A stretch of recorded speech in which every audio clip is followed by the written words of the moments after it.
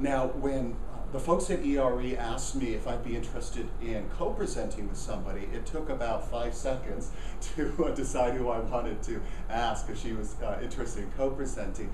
I actually met Diana, so you said it was 2008, 2008 right? we met. It was at the first ever onboarding conference.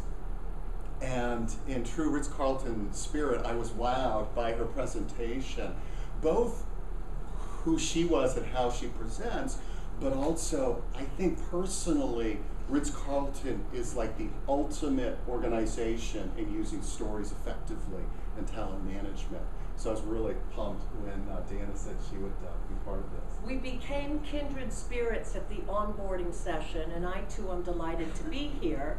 And when David told me what the storyline for today was, it also took me 2 moments to say I definitely want to be there.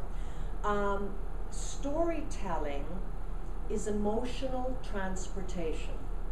And it doesn't matter if you are in finance, or if you're in operations, or food and beverage, or social media, everybody benefits from telling the story. Even if you're the CFO, quite honestly, no disrespect to the CFOs, I love the CFO, I report to him, but normally a bunch of numbers on the slide don't make you weep with joy or sadness. You've got to enliven it, all right? So in my world, and we'll talk about culture today as well, on Mondays and Fridays, we celebrate random acts of kindness by our ladies and gentlemen that we call wow stories.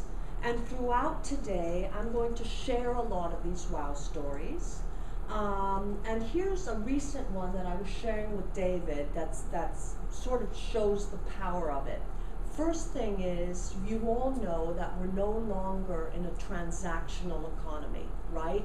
It's all about unique, memorable, and personable experiences. And it is those companies that are able to do that that are gaining market share.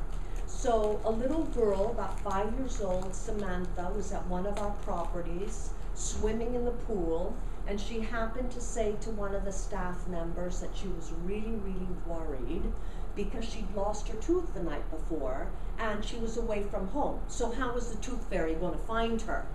That set us going, okay, because we're great at UMP, unique, memorable, personable experiences. So the staff got together, they said what we're going to do is dress one of our ladies up as the tooth fairy. The parents took Samantha to dinner, and when she came back through the lobby, she saw our staff member dressed up as the tooth fairy. She knew exactly who she was and ran into the tooth fairy's arms, who had her money, her little basket of stuff. Well, although that makes us feel warm and fuzzy, I also want you to think of the business implications. Golden nugget for you, and anytime I tell you golden nugget today, you may want to write it down. I promise you it's going to help your business and your personal lives. The quickest way into people's hearts in this country is through their grandchildren, their children, and their pets. Now, do you think that little Samantha's going to become a guest for life? Yes or no?